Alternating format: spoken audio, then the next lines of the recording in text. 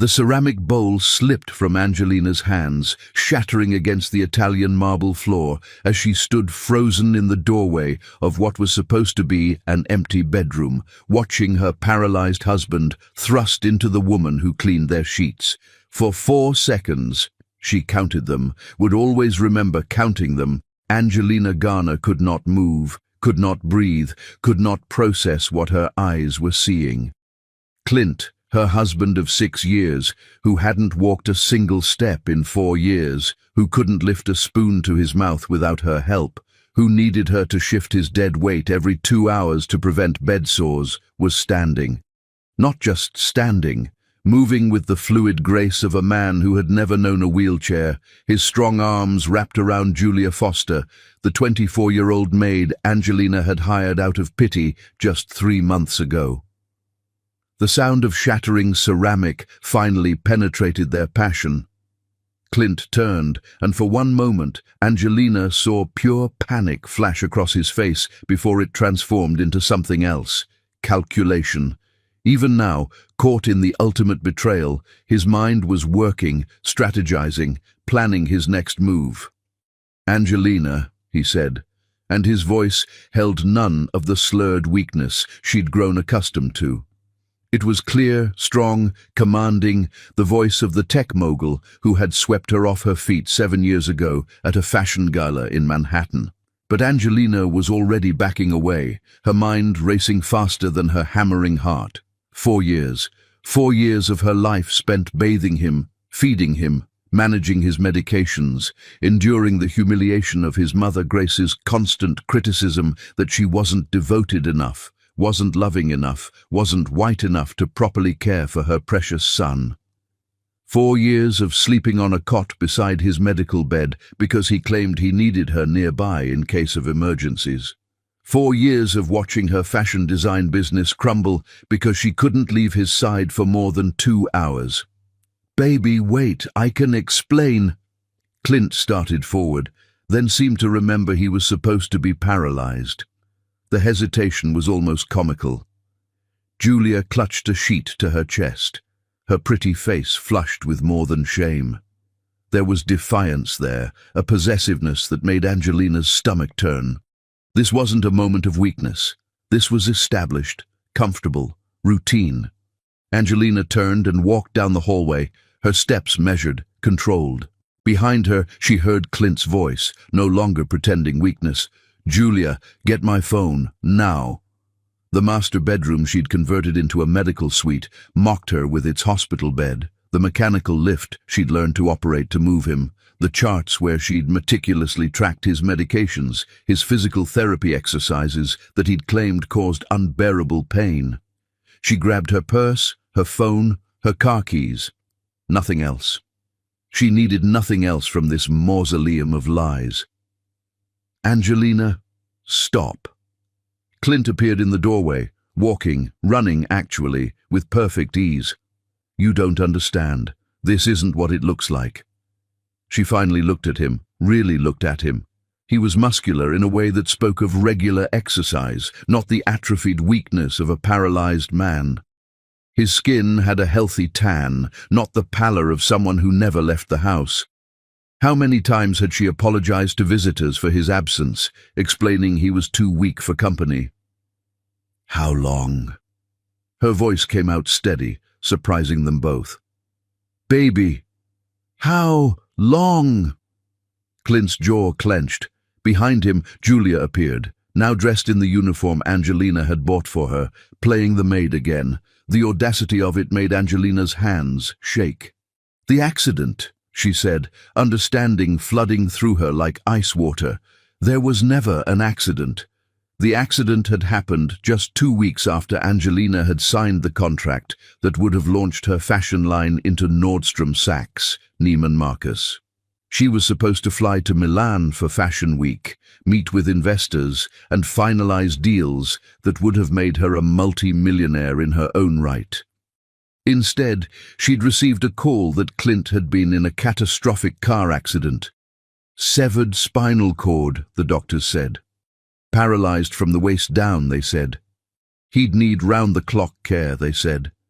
You were threatened by my success." The words came out as statement, not question. Something flickered in Clint's eyes. Pride, perhaps, at his own cleverness.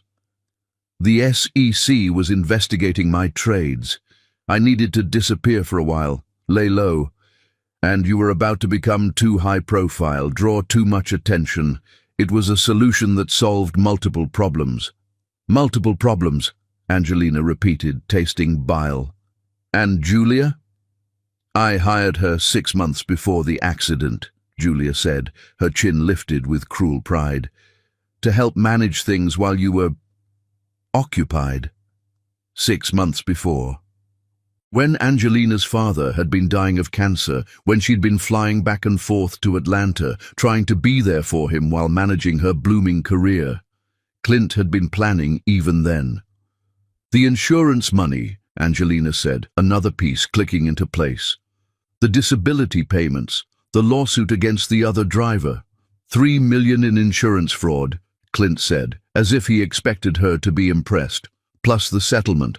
Plus what I've been able to move in the markets while everyone thinks I'm a vegetable. I'm worth 10 times what I was before the accident, Angelina. We're worth 10 times more."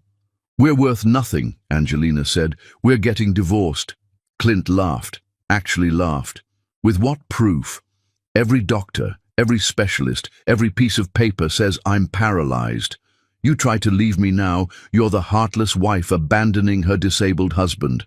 Try to claim I'm faking, and who's going to believe you? The bitter black woman trying to steal from her helpless white husband? My mother has been documenting your neglect for years. All those times you left me alone, all those medications you forgot to give me on time." The conspiracy was breathtaking in its scope. Every moment of the last 4 years had been orchestrated, choreographed, planned. She'd been living in a stage play, performing a role she didn't know she'd been cast in. "I have the best lawyers in the state," Clint continued. "I have documentation of your mental instability, all those times you cried, broke down, couldn't cope with the stress of caregiving. I have Julia here as a witness to your erratic behavior. You try to leave, you try to fight, and I'll destroy you. You'll be lucky to keep the clothes on your back." Angelina looked at him, this man she'd loved, married, devoted 4 years of her life to serving, and felt something cold and diamond-hard crystallize in her chest. He thought he was smart. He thought he'd planned for everything. He hadn't planned for her. "You're right," she said, letting her shoulders slump in defeat. "You're absolutely right. I'm sorry, it was such a shock." Clint's eyes narrowed, suspicious of her sudden capitulation. "I need some air," Angelina continued, making her voice small, broken. Just let me drive around for an hour, clear my head. I'll come back and we can talk about how to move forward." "Leave your phone," Clint said. She placed it on the dresser without argument. Let him think he'd won. Let him think she was beaten. "1 hour," he said. "Julia will be gone when you get back. We'll figure this out, baby. You'll see. This can work for both of us." Angelina nodded, not trusting her voice. She walked past him, past Julia, down the stairs she'd installed a mechanical lift on for his wheelchair, through the door she'd widened to accommodate his supposed disability. She got in her car, the practical sedan she'd bought because it was easier to transfer him into, selling her beloved sports car to pay for his medical equipment. She drove exactly 3 blocks before pulling over and using the burner phone she'd bought months ago when Clint's behavior had started to seem strange. When she'd catch Julia in rooms she shouldn't be in, when Clint's mother would smirk at her with cruel satisfaction. Some part of her had known. Some survival instinct had whispered that something was very, very wrong. She dialed the number she'd saved under pizza delivery. "Naomi," she said when her sister answered, "remember that investigative piece you did on insurance fraud? I need your help, and I need the best lawyer you know." "Angie? What's wrong?" "Everything," Angelina said, starting the car again. "And nothing. Nothing's wrong anymore. I'm finally awake." As she drove toward her sister's apartment, Angelina began to plan. Clint thought he was a chess master, but he'd made one crucial error. He'd taught her exactly how cruel, how methodical, how ruthless someone could be in the pursuit of destruction. She would take everything from him. Not just his money, not just his reputation, but his freedom, his future, his very identity. And she would do it with a smile on her face, serving him breakfast in bed right up until the moment she served him with papers that would destroy his entire world. The ceramic bowl she'd dropped had been filled with his favorite soup, made from scratch the way his mother had taught her. She'd spent 3 hours making it, despite her aching back, despite her exhaustion, despite the fact that he'd berated her that morning for not ironing his pajamas properly. That was the last meal she would ever make for him with love. Everything from now on would be seasoned with revenge. Chapter 2. The Counter-Strategy. Theodore Whitmore's office didn't look like the lair of a man who had destroyed 17 Fortune 500 executives in court, but perhaps that was the point. The understated elegance that whispered power rather than shouting it. Angelina sat across from him, her spine straight, despite the exhaustion that threatened to pull her under. She'd spent the night at Naomi's apartment, lying awake and cataloguing every strange moment from the past 4 years that now made horrifying sense. The time she'd caught Clint on his phone at 3 a.m. and he'd claimed it was phantom pain keeping him awake. The mysterious bruises on his shoulders that he'd said came from muscle spasms, but now clearly came from Julia's fingernails. The way his mother Grace would study her with calculating eyes, as if measuring how much more Angelina could take before breaking. "Mrs. Eastwood," Theodore began, and something about his voice, deep, measured, careful, made her look at him properly for the first time since Naomi had practically dragged her into his office that morning. He was younger than she'd expected, maybe 35, with prematurely silver threads through dark hair that suggested either stress or genetics. His eyes were grey, the kind that seemed to shift between blue and green depending on the light, and they held an intensity that made her understand why Naomi had insisted he was the only lawyer who could handle Clint. "Miss Garner," Angelina corrected. "I never legally changed my name. Clint said it would be complicated with his medical paperwork, but now I'm guessing he wanted to be able to move assets without my name attached to them." Theodore made a note and she noticed his hands, steady, confident, with a thin scar across the left knuckles that suggested this man knew about fighting in ways that went beyond courtrooms. "Tell me everything," he said. "Start from the beginning. Leave nothing out, no matter how insignificant it might seem." So she did. For 3 hours she talked while Theodore listened, occasionally asking clarifying questions that made her realize he wasn't just hearing her. He was building a case, brick by brick, word by word. When she described finding Clint with Julia, Theodore's jaw tightened almost imperceptibly. When she explained how Clint had threatened to paint her as an unstable, neglectful wife, something dangerous flashed in those grey eyes. "He's made one significant error," Theodore said when she finally fell silent, throat raw from talking. "Several, actually, but one that will destroy him." "What's that?" "He got comfortable. 4 years of successful deception made him arrogant.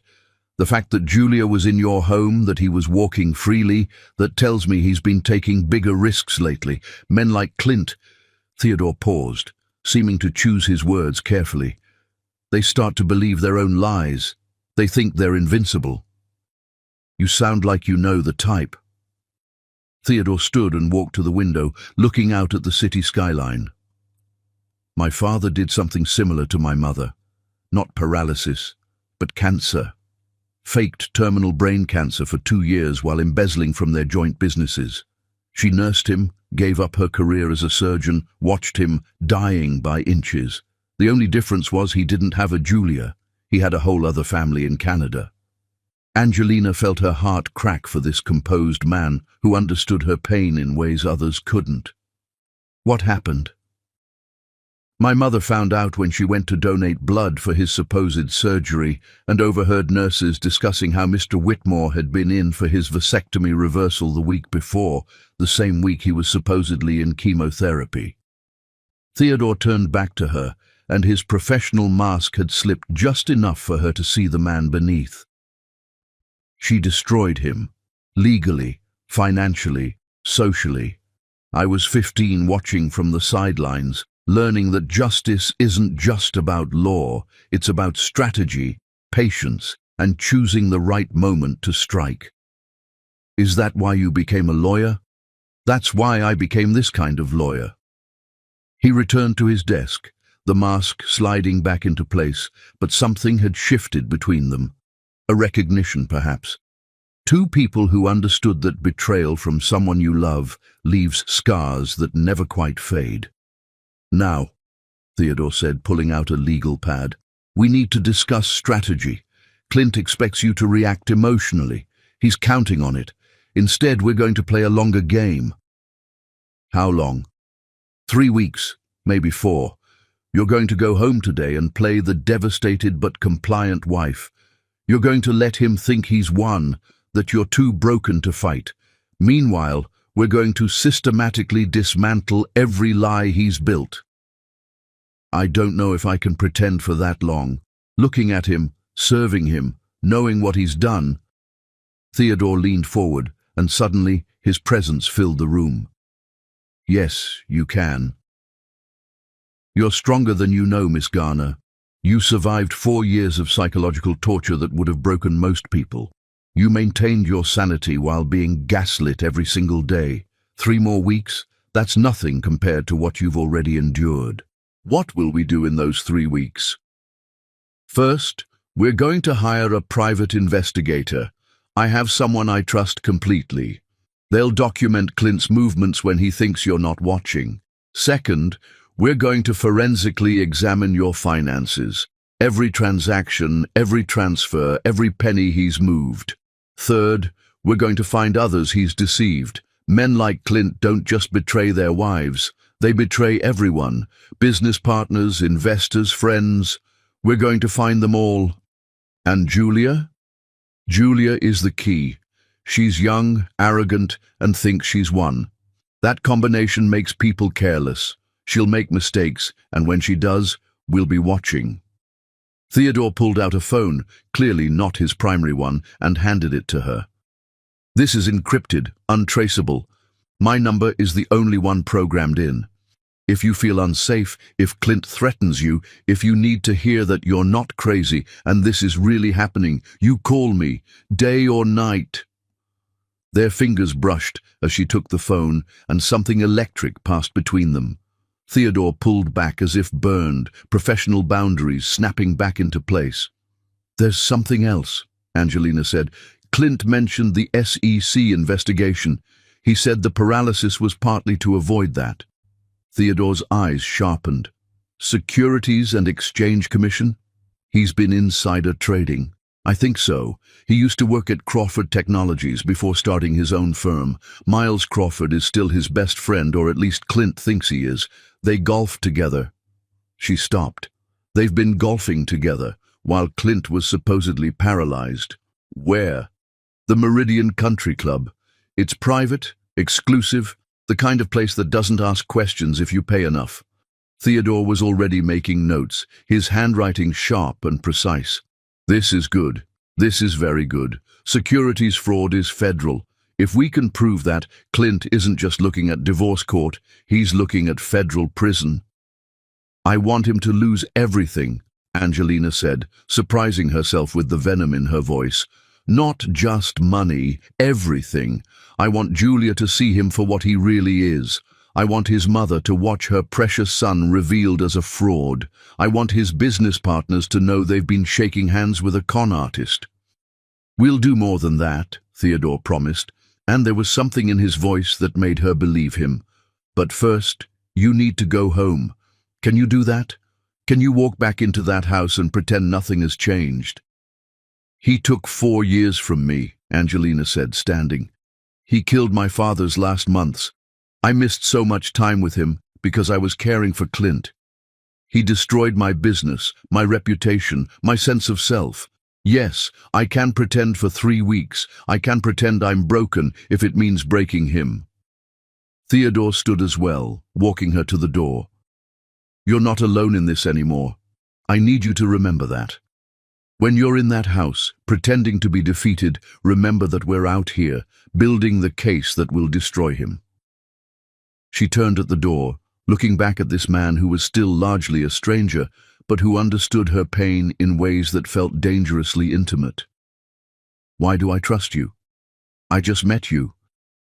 "Because you recognize someone else who's been forged in the same fire," Theodore said simply.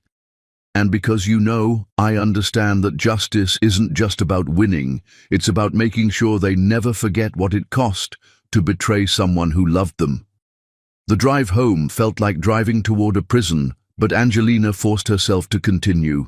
She parked in the driveway of the house that had become her jail, looking at the wheelchair ramp she'd had installed, the medical van she'd bought, all the external trappings of Clint's elaborate lie.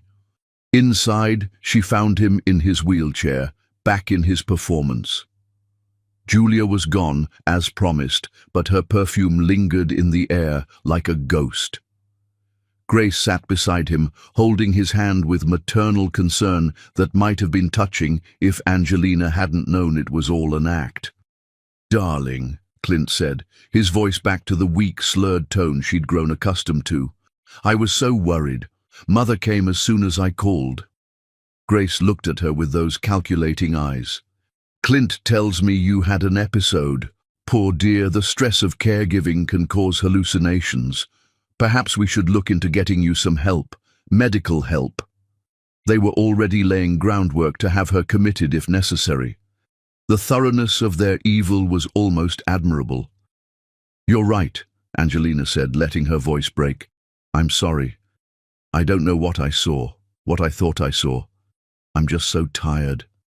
"Of course you are," Grace soothed, though her eyes remained cold. "Why don't you make us all some tea? That always calms you down." Angelina nodded and walked to the kitchen where she'd prepared thousands of meals for a man who could walk to restaurants anytime he pleased. As she filled the kettle, she thought of Theodore's grey eyes, the scar on his knuckles, the promise in his voice. 3 weeks. She could survive 3 more weeks. And then she would watch Clint's world burn. Chapter 3. Building the Case. The private investigator Theodore hired looked nothing like what Angelina had expected. Instead of a grizzled ex-cop, Skylar Chen was a 30-year-old MIT graduate who specialized in digital forensics and looked like she could have been one of Angelina's fashion models. "People underestimate pretty Asian women," Skylar explained during their clandestine meeting at a coffee shop 20 miles from home, while Clint believed Angelina was at a grief counseling session for caregivers. "It's amazing what men will say in front of me, thinking I'm just decoration." Theodore sat beside Angelina, close enough that she could smell his cologne, something subtle and expensive that made her think of rain on cedar. He'd been careful to maintain professional distance since that first meeting, but sometimes she caught him looking at her with an expression that suggested he was fighting the same magnetic pull she felt. "What have you found?" Theodore asked, his legal pad ready. Skylar pulled out a tablet, her fingers flying across the screen. "Clint Eastwood is remarkably active for a paralyzed man. In the past 2 weeks alone, he's been recorded on security cameras at 3 different private gyms, always entering through back entrances. He maintains a separate apartment under a shell company called Phoenix Rising LLC. Subtle, right? Julia Foster has her own key." She turned the tablet toward them, showing grainy but clear footage of Clint doing pull-ups, running on a treadmill, lifting weights that would challenge any able-bodied man. The timestamp showed 2 p.m. on a day when Angelina remembered him claiming he needed to rest due to severe pain. "There's more," Skylar continued. "I've tracked financial transactions going back 5 years. The planning for this started before you were even married, Miss Garner. He specifically targeted you." Angelina felt the coffee turn to acid in her stomach. "Targeted me?" "You were featured in Forbes's 30 Under 30 for fashion innovation. Your company was valued at $2 million and growing. You were also notably private about your personal life, estranged from extended family except for Naomi, and had just lost your mother to cancer. In his emails to a friend, which I may have illegally accessed, so we can't use them in court, but they're informative, he called you perfect, beautiful, successful enough to be useful, but isolated enough to be vulnerable. Theodore's hand moved toward Angelina's, stopped, pulled back. She appreciated both the impulse and the restraint. The accident was planned for maximum impact, Schuyler went on. 2 weeks before Milan Fashion Week, the night before your biggest investor meeting, timed so you'd have to choose between your career and being a good wife. He knew you'd choose him. He'd spent 2 years studying you, learning your values, your triggers, your weaknesses. He said he loved me, Angelina whispered. He cried at our wedding. He's a sociopath, Theodore said flatly. They're excellent at mimicking emotions they don't feel. Schuyler swiped to another screen. The SEC investigation was real. He made $17 million on illegal insider trades using information from Miles Crawford. But here's where it gets interesting. Crawford doesn't know Clint can walk. He's been visiting Clint at your home, genuinely believing his best friend is paralyzed. Clint betrayed him too. Clint betrays everyone eventually, which brings us to Julia Foster. Schuyler's smile turned predatory. Sweet, innocent Julia has a history. She's done this before, attached herself to wealthy married men, played the devoted employee or caregiver, then threatened exposure unless they paid her off. She has 3 sealed settlements in other states. So she's not just a mistress, Theodore mused. She's a professional con artist. They found each other, Schuyler confirmed. But here's the beautiful part. They don't trust each other. I've recorded 17 arguments between them in the past week. She wants him to divorce you now and marry her. He keeps stalling. She's getting impatient, sloppy. Last night she posted a photo on Instagram from a restaurant, forgetting that Clint's reflection was visible in her wine glass. I've screenshot everything. Theodore was taking rapid notes. We need financial forensics. Every hidden account, every transaction. Already on it. Schuyler pulled out a thick folder. Clint has been slowly liquidating your joint assets and moving them offshore. The house is mortgaged to the hilt. He took out loans against it without your knowledge, forging your signature. Your retirement accounts have been drained. The medical expenses he's been claiming, they go to a fake medical company he owns. He's essentially been paying himself to be sick. Angelina felt dizzy. How much has he stolen? From you directly? About 800,000? From insurance companies? 3.2 million? From investors through fraud? We're still calculating, but it's in the tens of millions. Jesus, Theodore breathed. Then to Angelina, are you all right? She wasn't. She was drowning in the scope of Clint's deception, but she thought of the morning's humiliation, Clint making her help him with a sponge bath while knowing he'd showered with Julia an hour earlier, and fury steadied her. I'm fine. What else? Schuyler exchanged a glance with Theodore. There's something else, something personal. Do you want to? Tell me. Julia's pregnant. The words hit Angelina like a physical blow. 4 years of Clint refusing intimacy, claiming his paralysis made it impossible, that it caused him too much psychological pain to even try. 4 years of feeling like a failure as a wife because she couldn't even provide that comfort to her disabled husband. And all along, how far? 3 months. Theodore's hand found hers then. Professional boundaries be damned. His touch was warm, grounding, and she held on like it was the only thing keeping her from shattering. This changes our strategy, Theodore said, his voice carefully controlled. A pregnancy means Julia has leverage we didn't account for. She could claim Clint promised to leave you for her, that the child makes her the victim. Or, Schuyler said slowly, we could use it. Proof that Clint's been sexually active while claiming impotence due to paralysis. No jury in the world would sympathize with a man who impregnated his mistress while his wife was washing his supposedly paralyzed body. Angelina pulled her hand from Theodore's, needing to stand, to move, to not scream. She walked to the coffee shop window, watching normal people living normal lives, untouched by this level of betrayal. "There's a part of me that wants to confront him," she admitted. "To rage, to throw things, to make him admit what he's done." "That's exactly what he wants," Theodore said, coming to stand beside her. "He's prepared for your anger. He has contingency plans for your breakdown. What he's not prepared for is your silence, your strategy, your intelligence being used against him instead of in service to him." "How do you stand it?" she asked him quietly. "Knowing what your father did to your mother, seeing these cases every day, how do you still believe in anything?" Theodore was quiet for a long moment. When he spoke, his voice was different, softer, more personal than she'd heard it.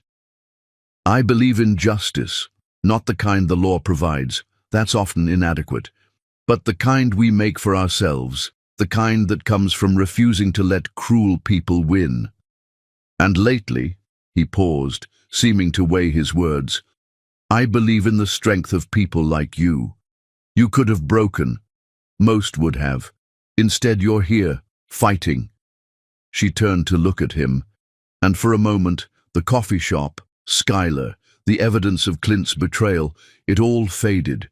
There was just Theodore, with his grey eyes and steady presence, looking at her like she was something precious rather than broken. "We should review the legal strategy," Skylar said, breaking the moment. They returned to the table, and Theodore laid out the plan with military precision. File for divorce on grounds of fraud, emotional abuse, and financial malfeasance. Pursue criminal charges for insurance fraud, forgery, and theft. Alert the SEC to his current location and activities. Freeze all accounts before Clint could move more money offshore. "The timing has to be perfect," Theodore explained. "We file everything simultaneously. Divorce papers, criminal complaints, SEC reports. He won't know what hit him, but we need one more week of evidence gathering." "I don't know if I can," Angelina admitted. "This morning he made me massage his legs, talking about how the circulation was poor, how grateful he was for my gentle touch. Knowing what I know now, knowing about Julia, about the pregnancy." "Look at me," Theodore commanded, and she did.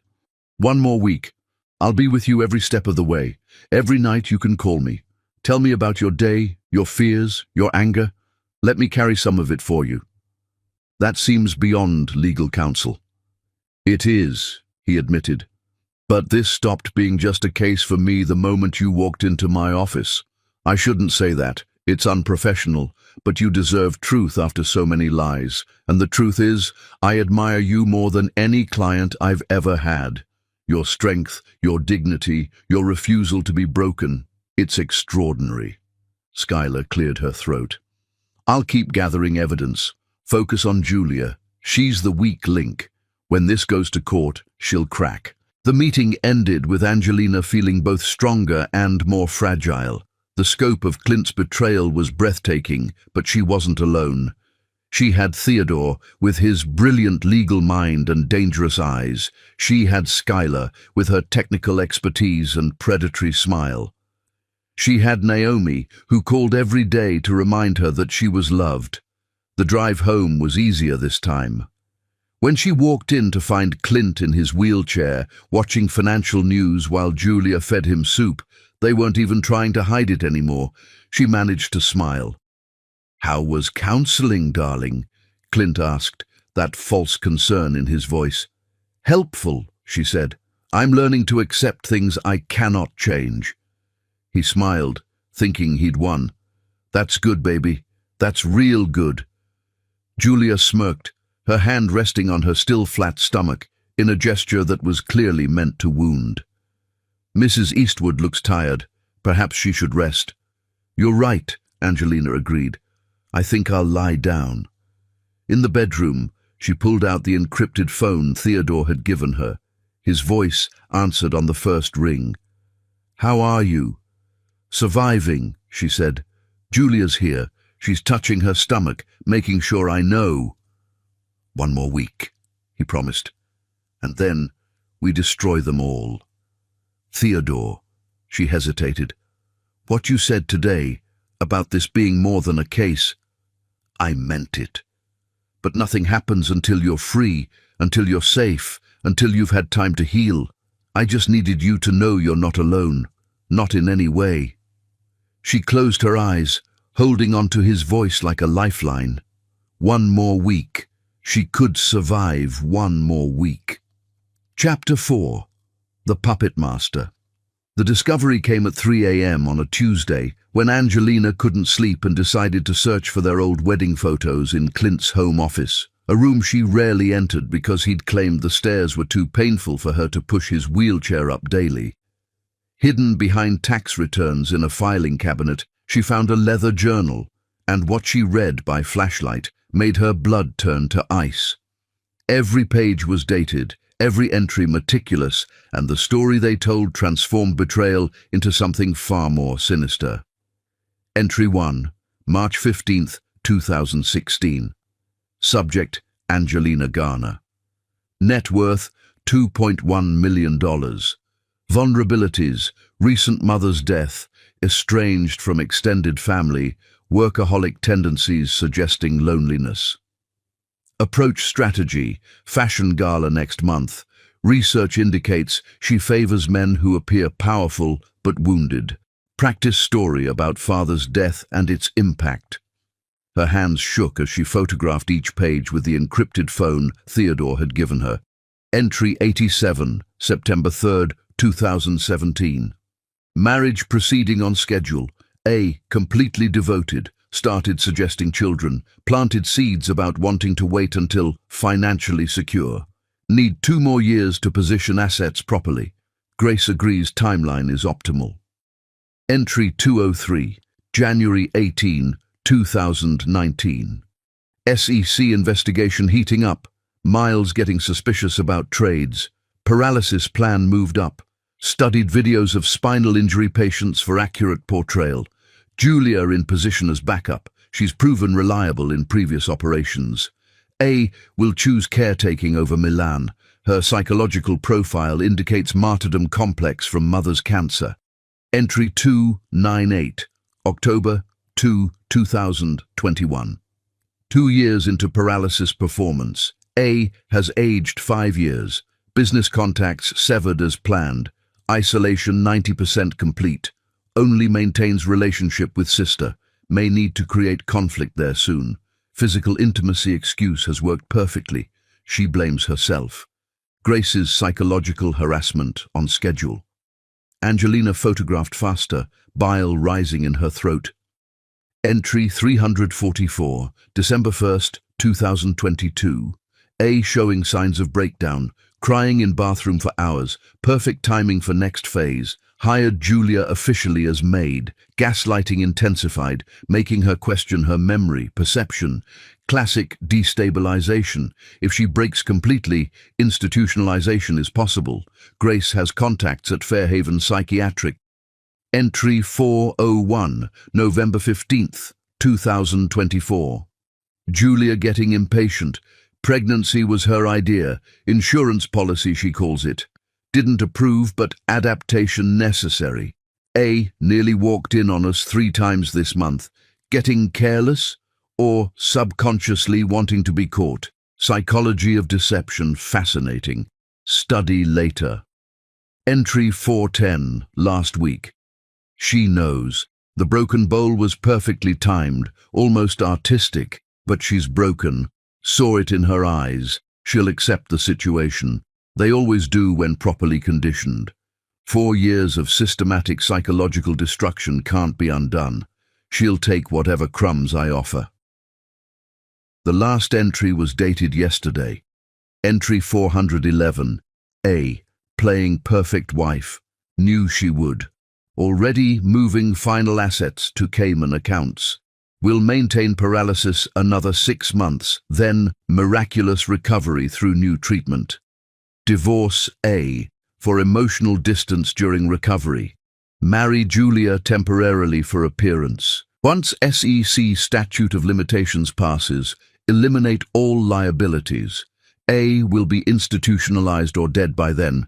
Her psychological profile suggests suicide within year of abandonment. Angelina's vision blurred, not from tears, from rage so pure it felt like lightning in her veins. He hadn't just betrayed her, he'd studied her like a lab rat, documented her destruction like a science experiment, planned her death or madness as a footnote in his grand scheme. She photographed the final pages, including contact lists, financial codes, and what appeared to be blackmail material on several prominent businessmen. Then she carefully returned everything exactly as she'd found it. Back in her bedroom, she called Theodore. "It's 3 in the morning," he answered, alert despite the hour. "Are you safe?" "I found his journal." Her voice was steady, cold. He documented everything, every manipulation, every lie, every calculated moment of the last 8 years. "Angelina, he's planning to have me institutionalized or dead within a year." Silence. Then, "I'm coming over." "You can't. He has cameras. Then you come here. Now." "He'll know." "Tell him you're having a panic attack and need to drive. Tell him anything. But you're not staying in that house tonight." The tone in his voice brooked no argument. She dressed quickly, then went to Clint's room where he slept in his medical bed, unnecessary but part of his performance. "Clint," she shook his shoulder. He stirred, eyes focusing with perfect clarity before remembering to appear groggy. "I'm having anxiety. I need to drive around. The counselor said it helps." He studied her, calculating. "Take your phone." "Of course." She took her regular phone, leaving the encrypted one hidden. Let him track her. She was only going to drive around after all. Except she drove straight to Theodore's address, a townhouse in the historic district that spoke of old money and good taste. He was waiting on the porch, dressed in jeans and a sweater, looking younger and more dangerous than his usual suit suggested. "Show me," he said, leading her inside. His home was nothing like she'd expected, warm where his office was cold, filled with books and art and photos of a large, happy family. She sent him the photographs and watched his face transform as he read. "This changes everything," he said quietly. "This isn't just fraud or betrayal. This is conspiracy, premeditated psychological torture, potentially attempted murder if he's serious about the institutionalization plan. He has my psychological evaluation from when I sought therapy after Mom died. He's been using it against me." Theodore poured 2 glasses of whiskey, handed her one. "We're filing tomorrow." "You said we needed another week." "That was before I knew he was escalating toward having you committed. Skylar found something today she hadn't told you yet. Julia's been researching power of attorney laws. They're planning to move soon." Angelina downed the whiskey, feeling it burn. "I want to destroy him." "We will." "No." She turned to face him. "I want to destroy him, not just legally. I want him to feel what I felt. I want him to know what it's like to be studied, manipulated, broken down piece by piece." Theodore moved closer, his eyes dark. "That's dangerous thinking." "I don't care. You could become like him." "No," she said firmly. "Because unlike him, I loved, really loved. That's the difference. My revenge comes from pain, not pleasure. He enjoyed destroying me. I'll take no pleasure in his destruction, only justice." Theodore's hand came up to cup her face, his thumb brushing her cheekbone. "You're extraordinary." "I'm broken. Number bent, maybe. Hurt, definitely, but not broken. Broken people don't fight back. Broken people don't stand in my living room at 4 in the morning planning strategic legal warfare." She leaned into his touch, starved for gentleness after years of performative care. When this is over, I'm going to court you properly," he said. "Take you to dinner somewhere that doesn't involve discussing your sociopathic husband. Learn your favorite wine, your favorite music, what makes you laugh. But nothing happens until you're free and clear and have had time to heal." "What if I don't want to wait?" His hand dropped, and he stepped back. Then I'd remind you that you're vulnerable right now, that emotions during trauma aren't always reliable, and that you deserve someone who puts your well-being above their desires." She laughed, surprising them both. "You're a good man, Theodore Whitmore. I'm a lawyer. We're never good men. But I try to be decent." "Kiss me," she said suddenly, "just once, so I can remember what it feels like to be wanted by someone who sees me as a person, not a bank account or a psychological experiment."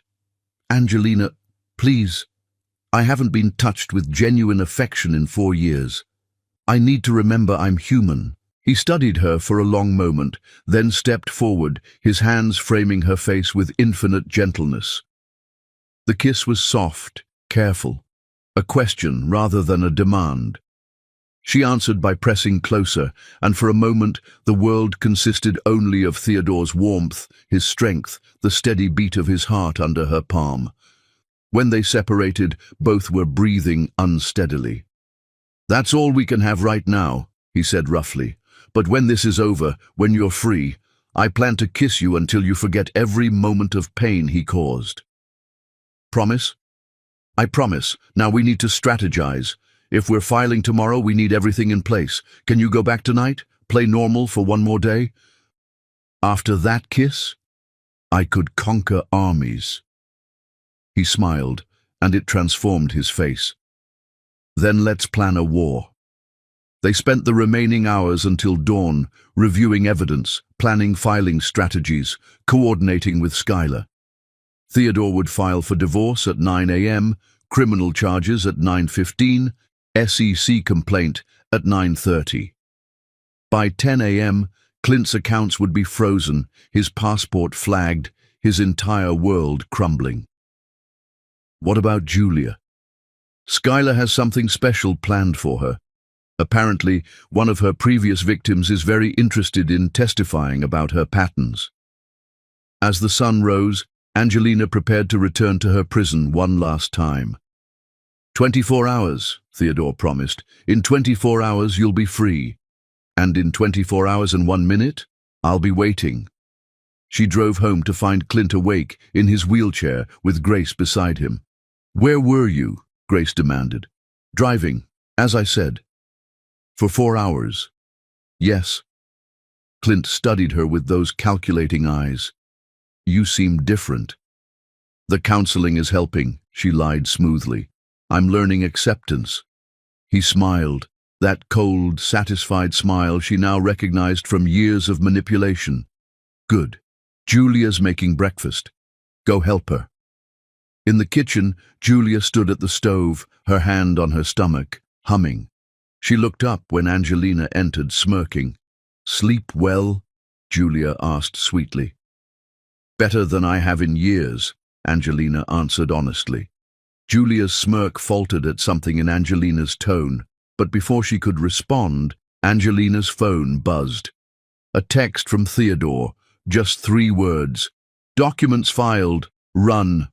But Angelina didn't run. Instead, she smiled at Julia, picked up the coffee pot, and poured 4 cups with steady hands. "Actually, Julia, why don't you sit down? You're pregnant after all. I'll serve breakfast." As she carried the tray to the dining room where Clint waited in his unnecessary wheelchair, she thought of Theodore's kiss, of justice racing through court systems, of freedom measured in minutes rather than years. "Here you go, darling," she said to Clint, setting down his coffee. "Enjoy it while it lasts." He frowned at her words, but before he could respond, the doorbell rang. Then rang again. Then came the pounding. "Police! Open up! We have a warrant!" The coffee cup slipped from Clint's suddenly nerveless fingers, shattering on the floor. And Angelina laughed, really laughed, for the first time in 4 years. Chapter 5. The Chess Game. The courtroom smelled of old wood and fresh lies. Clint had arrived in his wheelchair, wearing a custom suit tailored to make him appear frail, his mother Grace pushing him with theatrical concern, while Julia walked behind in a conservative dress, meant to hide her pregnancy and project innocence. Angelina sat beside Theodore, her spine straight, wearing the red designer suit she'd created 6 years ago, the one she'd worn to the Forbes photo shoot before Clint had entered her life like a cancer. Theodore had suggested it, understanding the symbolism of reclaiming who she'd been before the destruction. "He's good," Theodore murmured, watching Clint's performance as reporters gathered outside. The concerned husband, betrayed by his wife's abandonment during his time of need. "He's had 4 years of practice," Angelina replied, her voice steady despite the rage simmering beneath her composure. Judge Charlotte Bennett entered, a woman in her 50s with sharp eyes that suggested she'd seen enough theater in her courtroom to recognize performance. Angelina felt a spark of hope. Clint's lawyer, Harrison Vale, stood first. Vale was known for defending the indefensible, celebrities who'd committed heinous crimes, politicians caught in corruption, billionaires who thought laws were suggestions. His presence meant Clint was taking this seriously. "Your Honor," Vale began, his voice rich with false sympathy, "we're here today because a devoted husband, paralyzed and dependent, has been abandoned by a wife who grew tired of her caretaking duties. Mr. Eastwood has been served with divorce papers, accused of crimes that are not only false, but physically impossible for a man in his condition." Theodore stood slowly, deliberately. "Your Honor, we're here because Mr. Eastwood has perpetrated one of the most elaborate frauds this court will ever see. We have evidence that he has been faking paralysis for 4 years while conducting affairs, insider trading, and systematically destroying my client's life and career." "That's preposterous," Vale interrupted. "My client has medical records from 17 different specialists confirming his paralysis. 17 specialists who never performed a single nerve conduction study," Theodore countered. 17 specialists who relied entirely on Mr. Eastwood's self-reported symptoms and MRI scans that we'll prove were falsified. Judge Bennett raised a hand. "Mr. Vale, is your client capable of standing?" "Absolutely not, Your Honor. The suggestion is cruel. Then he won't mind if I ask him to try." The judge's voice was steel. "Mr. Eastwood, please attempt to stand." Clint's performance was masterful. He gripped the armrests of his wheelchair, his face contorting with effort and pain. His arms shook, sweat beaded on his forehead. After 30 seconds of apparent struggle, he collapsed back, breathing heavily.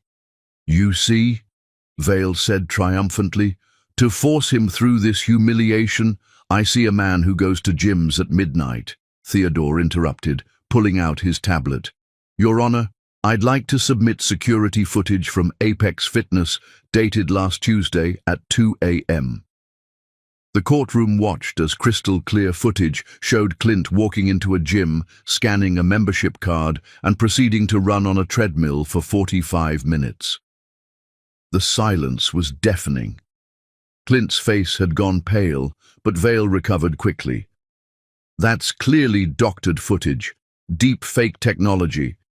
From 17 different locations over 6 months?" Theodore asked mildly. "Including the Meridian Country Club, where Mr. Eastwood has been playing golf every Thursday with Miles Crawford." "Objection!" Vale shouted. "These alleged videos haven't been authenticated." "Then let's authenticate them now," Theodore said. "I call Miles Crawford to the stand." Angelina watched Clint's face as his best friend entered the courtroom. Miles looked confused, conflicted, glancing between Clint in his wheelchair and Theodore at the podium. "Mr. Crawford," Theodore began after Miles was sworn in, "you're Mr. Eastwood's business partner and friend, correct?" "Yes." "Have you been playing golf with him?" Miles hesitated, looking at Clint. No. Clint's paralyzed. He can't play golf." "Mr. Crawford, you're under oath. Perjury is a felony. I'll ask again. Have you been playing golf with Clint Eastwood at the Meridian Country Club?" The silence stretched. Clint was shaking his head slightly, trying to signal Miles, but it was too late. "I thought it was therapy," Miles said finally. He said it was experimental treatment, that he could walk for short periods, but didn't want to give Angelina false hope until he knew it was permanent. When did this therapy begin? About 3 years ago. Gasps rippled through the courtroom. Grace's perfectly composed face cracked slightly. Julia's hand went to her stomach in an unconscious protective gesture. 3 years ago, Theodore repeated. And you believed a paralyzed man was secretly recovering but hiding it from his devoted wife. He said the doctors advised it, said the stress of hope and disappointment would be too much for her. Mr. Crawford, did Clint ever discuss his financial transactions with you during these golf games? Vale shot to his feet. Objection. Relevance. Goes to the broader fraud, Your Honor, Theodore said smoothly. I'll allow it. Miles was sweating now. He mentioned some investments. Investments based on information you shared about your company's pending mergers? I didn't think he was my best friend. Information that allowed him to make $17 million in illegal trades. Objection, Vale roared. But the damage was done. Miles looked at Clint with dawning horror. You used me. You've been walking for 3 years, and you used me. Miles, Clint started to speak, forgetting to slur his words. The courtroom erupted. Judge Bennett banged her gavel repeatedly. Order! Mr. Eastwood, did you just speak without your supposed speech impediment? Clint's mask finally slipped, revealing the cold calculation beneath. He looked at Theodore with pure hatred, then at Angelina with something worse, possession, as if she was property that had malfunctioned. I invoke my Fifth Amendment rights, he said clearly, no trace of weakness in his voice. How convenient, Theodore said dryly. Your Honor, we'd like to call our next witness, Julia Foster. Julia stood shakily, her hand still on her stomach. As she walked to the stand, Angelina noticed her confidence had evaporated. The young woman who'd smirked while serving breakfast looked terrified. Miss Foster, Theodore began after she was sworn in, you're pregnant, correct? Yes. Who is the father? Julia's eyes darted to Clint. I invoke my Fifth Amendment rights. You're not on trial, Miss Foster. You've been granted immunity in exchange for testimony. Now, who is the father? Clint, she whispered. Clint Eastwood? The paralyzed man who claimed he couldn't be intimate with his wife due to his condition. He was never paralyzed, Julia said, her voice stronger now. It was all an act. He hired me before the fake accident to help manage things while he hid from the SEC. You knew it was fraud? He said his wife was abusive, that she'd married him for money, that he needed to protect himself. Julia was crying now, mascara running. He said he loved me, that we'd be together once he got rid of her.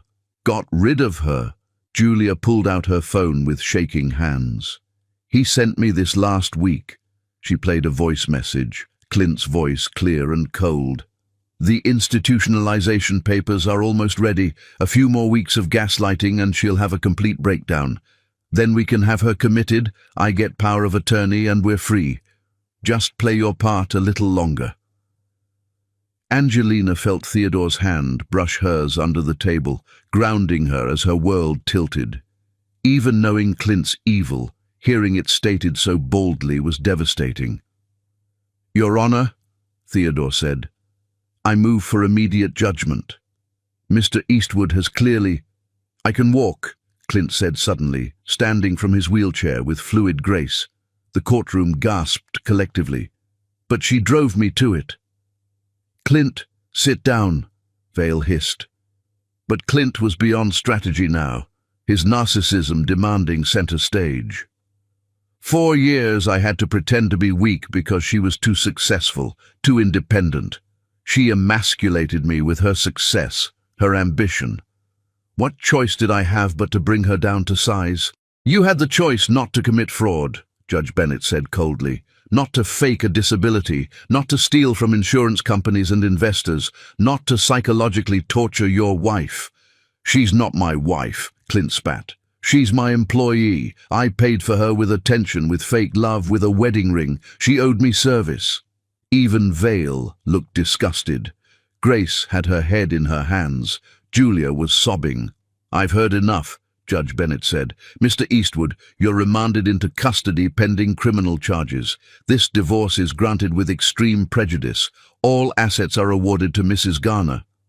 "Miss Garner," Angelina corrected quietly. "I never took his name."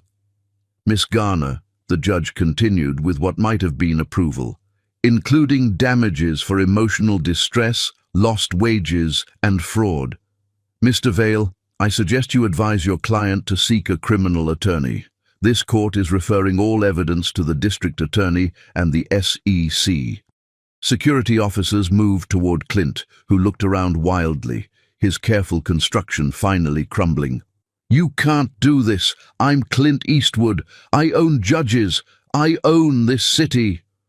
"You own nothing," Theodore said quietly. "You are nothing, and everyone knows it now." As they led Clint away in handcuffs, he lunged toward Angelina, screaming obscenities. Theodore stepped between them instantly, protective and solid. "You'll pay for this," Clint shouted. "I'll destroy you." "You already tried," Angelina said, finding her voice at last. "You failed." The courtroom emptied slowly, reporters shouting questions that Angelina ignored. Grace approached hesitantly. "I didn't know," the older woman said. "I thought he was really hurt. I thought you weren't taking good enough care of him." "I'm sorry." Angelina studied her former mother-in-law, seeing an old woman who'd been deceived by her own son. "He fooled everyone, Grace, even you." Julia was the last to approach, mascara streaked and visibly pregnant. "I'm sorry. He told me you were cruel, that you deserved it. I was stupid."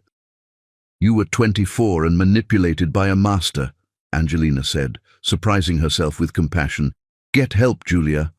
For yourself and your child, don't let him poison another generation."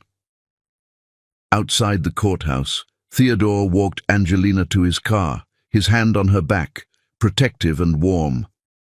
"It's over," he said. "The legal part," she agreed. "The healing will take longer." "I know, but you don't have to heal alone." She looked at him. This man who'd fought for her, believed in her, seen her as more than victim or survivor, but as a warrior. "Take me home?" she asked. "Your home or mine?" "Yours," she said without hesitation. That house was never home. It was a stage for his performance. As they drove away from the courthouse, Angelina didn't look back. Clint was in custody, Julia was facing her own consequences, and Grace would have to reconcile with the son she'd never really known. But Angelina was free, financially, legally, emotionally free. The money didn't matter. She could rebuild her fashion empire. The revenge didn't matter. It was hollow compared to liberation. What mattered was the man beside her, driving carefully through traffic, giving her space to breathe while making sure she knew she wasn't alone. "Theodore? Yes? That promise you made, about kissing me until I forget every moment of pain." His hands tightened on the steering wheel. "I remember. I'm going to hold you to it." "Good," he said, and his smile was like sunlight after 4 years of darkness. "Because I always keep my promises." Chapter 6. The Unmasking. The federal courthouse was a different beast entirely from the family court, where Clint's initial downfall had begun. Here, the FBI had taken interest, the SEC had mobilized, and Clint's empire was being dissected with surgical precision. 2 weeks had passed since the divorce hearing. Angelina had spent them in a strange limbo, free but not yet whole, vindicated but not yet healed. Theodore had been patient, present but not pressing, offering support while maintaining boundaries she was grateful for even as she yearned to cross them. Today, Julia Foster would testify under immunity, and Angelina had chosen to attend despite Theodore's gentle suggestion that she didn't need to subject herself to more pain. "I need to hear it all," she'd told him. "Every lie needs to be dragged into the light, or I'll always wonder what else there was." The courtroom was packed with reporters, FBI agents, and several men in expensive suits who Angelina recognized as Clint's former business associates, all here to see if they'd be implicated in his schemes. Julia looked different, older somehow, though only weeks had passed. Her pregnancy was showing now, and she wore a simple black dress that made her look like what she was, a young woman who'd gotten in far over her head. The prosecutor, a sharp-eyed woman named Elizabeth Harper, began with surprising gentleness. "Miss Foster, please tell the court how you met Mr. Eastwood." Julia's voice was steady but quiet. "Through an agency. Not an employment agency, a different kind. I specialized in arrangements with wealthy men." "You were an escort?" "A companion. I provided company, attended events, made men feel important. Sex was sometimes involved, but not always. Clint hired me initially for a business dinner where he needed a date." "When was this?" "January 2019, 6 months before his supposed accident." Angelina felt Theodore's hand find hers. She'd known the timeline, but hearing it confirmed still stung. "What happened at that dinner?" "He was watching his wife the whole time," Julia said, glancing at Angelina with what might have been apology. "She was across the restaurant with clients, closing some big fashion deal. He kept talking about how she thought she was better than him, how she didn't need him anymore, how he'd fix that." "Did he elaborate?" "Not then, but he hired me again, regularly, always when Angelina was traveling for business. He'd rant about her success, her independence, how she didn't worship him the way a wife should. He said she was too strong, too ambitious, that black women didn't know their place." The courtroom stirred at the racial element. Angelina kept her face neutral, but inside, another piece clicked into place. She'd always wondered why Grace's criticisms had felt tinged with something beyond mere disapproval. "When did he tell you about the paralysis plan?" "April 2019. He said he'd found a way to clip her wings. He'd fake an accident, make her his caretaker, destroy her business and confidence until she was completely dependent on him. Then, when she was broken enough, he'd reveal the truth, and she'd be too destroyed to fight back." "And you agreed to help?" Julia's composure cracked. "He offered me $500,000 and promised that when he divorced her, we'd marry and I'd get half of everything. I was 21, waiting tables, drowning in student loans. It seemed like a fairy tale." "Did you know about the insurance fraud?" "Not at first. He told me that part later, after I was already involved. By then, I was afraid to back out. He said if I betrayed him, he'd destroy me like he was destroying her."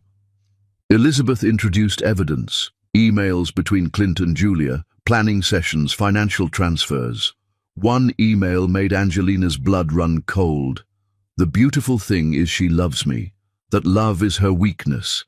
Every time she bathes my paralyzed body, every time she apologizes for not being intimate enough, every time she cries in the bathroom thinking I can't hear. It's delicious. She's destroying herself trying to save me." "Miss Foster, this email suggests you were both taking pleasure in Miss Garner's pain." "I thought I was," Julia admitted, tears flowing now. "He made it seem like a game, like she deserved it. He showed me articles about her success and said, 'Imagine thinking you're better than a white man with 3 times your net worth.' He made her seem arrogant, cruel. It wasn't until I saw her every day, saw how devoted she was, how she gave up everything for him, that I realized we were the monsters." "But you continued the deception." "I was pregnant by then. He said if I didn't play along, he'd claim I raped him while he was paralyzed, that I was a predator taking advantage of a disabled man. Who would believe me over him?" The prosecutor introduced more evidence. Videos Clint had secretly recorded of Angelina crying, breaking down, which he'd shared with Julia like trophies. Recordings of him practicing his paralyzed voice, perfecting the slur, the weakness. Photos from his hidden apartment, where he lived his real life while Angelina slept on a cot beside his medical bed. There's one more thing, Julia said suddenly. Something I haven't told anyone. Elizabeth looked surprised but nodded. Go ahead. He has other victims, 3 other women before Angelina. He didn't fake paralysis with them, but he destroyed them in other ways. One he convinced she was going insane, had her committed. Another he framed for embezzlement at his company. The third killed herself. The courtroom erupted. The judge banged his gavel repeatedly. Angelina felt the world tilt, Theodore's arm coming around her automatically. Do you have proof? Elizabeth asked when order was restored. Julia pulled out a flash drive. He kept records, like trophies, videos, photos, documents. He called it his collection. The screen in the courtroom lit up with file names: Sarah's breakdown, Marcus' frame job, Victoria's final days. Each file contained meticulous documentation of psychological torture, financial manipulation, and systematic destruction. Your Honor, Elizabeth said, we need to suspend this hearing. These are evidence of multiple felonies across state lines. The FBI needs to... Already on it, a voice called from the back. FBI agents were moving through the courtroom. Clint, who'd been sitting in custody orange instead of his performed paralysis, finally spoke. You stupid bitch, he screamed at Julia. You were nothing, a whore I pulled from the gutter. I made you. You made me a monster, Julia said quietly, but at least I can recognize it. You still think you're the hero of this story. As the FBI began processing the new evidence, court was adjourned in chaos. Theodore guided Angelina out through a side door, away from the reporters screaming questions. In his car, Angelina finally broke, not with tears, but with rage so pure it felt like fire. 3 other women, 1 dead, and I thought I was special, that at least the evil he did to me was unique. You are special, Theodore said firmly. You survived. You fought back. You're the reason he's facing justice. Victoria didn't survive. No, he agreed quietly. And that's on Clint, not you. But you're giving Victoria justice too now. Sarah and Marcus as well. I want to meet them. Sarah and Marcus, if they're willing. I'll arrange it if they are. But first, you need to process this. They drove to Theodore's house, where Naomi was waiting with tea and fierce hugs. The sisters sat together while Theodore gave them space, and Angelina told Naomi everything. I'm going to kill him, Naomi said calmly. I'm going to walk into that jail and... No, Angelina said. He'd win then. He'd have destroyed another life. We're going to let justice handle him, and then we're going to forget he ever existed. Can you do that? Forget. Angelina thought of Theodore in the next room, giving her space but ready the moment she needed him. Thought of her fashion business, waiting to be rebuilt. Thought of the life she could have now that the shadow was lifted. Not forget, but move past. Build something so beautiful that his ugliness becomes insignificant in comparison. That evening, as Naomi left and the sun set over the city, Theodore found Angelina on his back porch, watching the sky turn colors she hadn't noticed in 4 years. The FBI says with the new evidence, he's looking at life in prison, he said, sitting beside her. Good. Julia will probably get probation and mandatory therapy. She's young, she can rebuild. And you? Angelina turned to look at him. This man who'd been her sword and shield, who'd believed her when the world would have doubted, who'd waited patiently while she found her strength again. I'm going to rebuild my fashion empire. I'm going to therapy to process what happened. I'm going to travel to Milan like I should have 4 years ago. Sounds like a good plan. And, she continued, moving closer to him, I'm going to let myself be loved by a good man, if he's still interested. Theodore's hand came up to cup her face, his touch infinitely gentle. He's very interested, but he's also willing to wait until you're ready. I've waited 4 years to feel human again. I don't want to wait anymore. This kiss was different from their first, deeper, hungrier, full of promise rather than comfort. When they separated, Both were breathing hard. "I should warn you," Theodore said against her lips. "I'm not an easy man to be with. I work too much. I've been told I'm emotionally unavailable, and I have a tendency to go full warrior when someone threatens people I care about." "Good," Angelina said, pulling him back for another kiss. "Because I'm not an easy woman either. I'm building an empire. I have trust issues that will take years to fully resolve, and I refuse to ever be anyone's caretaker again." "Sounds perfect," he murmured, and kissed her again as the stars came out above them, witnesses to something new being born from the ashes of what had been destroyed. Inside, her phone buzzed with messages from reporters, from old clients reaching out in support, from investors interested in her relaunch. Tomorrow, she'd face them all. Tomorrow, she'd begin the actual work of rebuilding. But tonight, she was just a woman being held by a man who saw her strength and her scars and found both beautiful. And for the first time in 4 years, that was enough. Chapter 7. The Mother's Gambit. Grace Eastwood took the stand like a queen approaching her execution, head high, shoulders back, but with the unmistakable air of someone who knew their reign was ending. 3 weeks had passed since Julia's explosive testimony.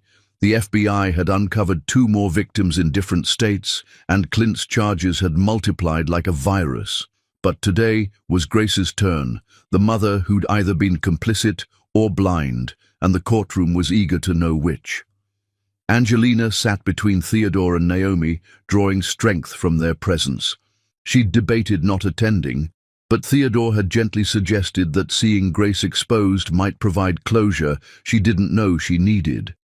The prosecutor, Elizabeth Harper, approached Grace with the careful respect due to age, but with eyes that promised no mercy for crimes. "Mrs. Eastwood, you visited your son regularly during his supposed paralysis?" "Every day," Grace replied, her cultured voice steady. "A mother's duty." "And in 4 years, you never suspected he could walk?" Grace's pause was telling. "I believed my son." "That's not what I asked. Did you suspect?"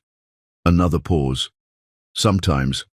Things seemed inconsistent, but Clint explained them away.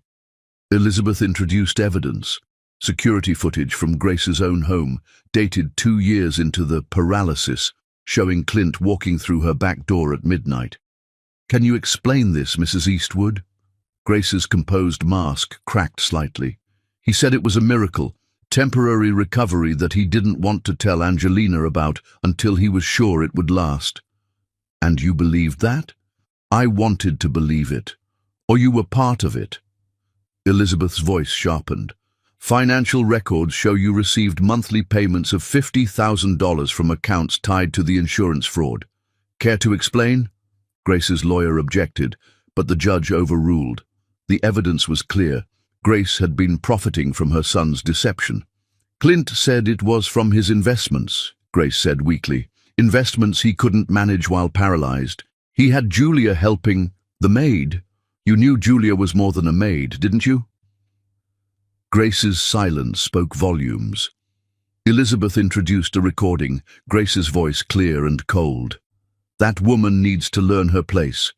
She thinks because she had some little fashion business, she's our equal. At least this paralysis has taught her proper devotion. Though, frankly, a white woman would have been more naturally suited to caregiving." Angelina felt Naomi's hand tighten on hers, Theodore's quiet intake of breath. But she remained still, letting the poison be drawn out into the light. "Mrs. Eastwood," Elizabeth continued, "did you actively participate in gaslighting Miss Garner?" "I don't know what you mean." "Let me be specific. Did you hide her medications, move her belongings, and then suggest she was becoming forgetful from stress?" "That was Clint's idea." Grace stopped, realizing what she'd admitted. "So you knew? You knew he could walk, knew it was fraud, and you helped torture a woman whose only crime was loving your son?" Grace's composure finally shattered completely. "You don't understand. He's my only child. His father left us with nothing. Clint promised to take care of me, but then he married her." She spat the last word like venom. "This successful, beautiful black woman who made him feel inferior. He said if we didn't break her, she'd leave him and take everything." "So you helped break her instead?" "I helped my son." "You helped your son commit federal crimes. You helped your son psychologically torture an innocent woman. You watched Miss Garner deteriorate over 4 years and felt no compassion." "She was too strong," Grace said, and there was something almost admiring in her tone. "No matter what we did, she kept caring for him, kept loving him. It was frustrating." "Frustrating?" Elizabeth's voice could have frozen fire. A woman's refusal to break under systematic abuse was frustrating. Theodore stood suddenly. "Your Honor, may I?" The judge looked surprised but nodded. "Mr. Whitmore, you're not the prosecutor in this case." "No, but I have evidence relevant to Mrs. Eastwood's involvement that the prosecution hasn't yet introduced." Elizabeth looked curious but gestured for him to continue. Theodore pulled out a tablet. 6 months ago, Grace Eastwood attempted to have Miss Garner involuntarily committed to Fairhaven Psychiatric Facility. She filed papers claiming Miss Garner was delusional, violent, and a danger to her disabled son. Angelina hadn't known this. She turned to stare at Theodore, who squeezed her hand apologetically for the surprise. The commitment was denied because the psychiatrist who evaluated Miss Garner found her completely sane, if understandably depressed. But here's the interesting part. Grace had already paid Fairhaven a $100,000 donation to ensure Miss Garner would be kept in their maximum security wing indefinitely. The courtroom erupted. Even the judge looked shocked. "Furthermore," Theodore continued over the noise, "I have emails between Grace and the facility's director discussing chemical restraints that would be used to keep Miss Garner manageable. The plan was to declare her incompetent, seize her remaining assets, and split them between Grace and Clint." "You're lying!" Grace shrieked. "That's not... I would never..." "Your Honor," Theodore said calmly, "I'd like to submit these emails, the financial transfers, and a sworn affidavit from Dr. James Morrison, the psychiatrist who refused to sign the commitment papers and subsequently reported the attempted bribery to the medical board." As the evidence was submitted, Grace seemed to age 10 years in moments. Her carefully maintained exterior crumbled, revealing something ugly and desperate beneath. "You have to understand," she said, her voice breaking. "I was going to lose everything. My house, my position in society, everything. Clint promised if I helped I'd be secure. I'm 70 years old. What was I supposed to do?" "Not participate in attempted kidnapping and false imprisonment," Elizabeth said dryly. "Mrs. Eastwood, you're under arrest for conspiracy to commit fraud, attempted kidnapping, and conspiracy to commit false imprisonment." As federal agents approached Grace, she turned to Angelina with wild eyes. "This is your fault. If you'd just been a proper wife, none of this would have happened. If you'd known your place..." "My place," Angelina said, standing for the first time, her voice carrying across the courtroom, "was never beneath your son. My place was never as his servant or his victim. My place is exactly where I am now, free, successful, and watching justice finally be served." Grace was led away in handcuffs, her protests echoing through the courthouse.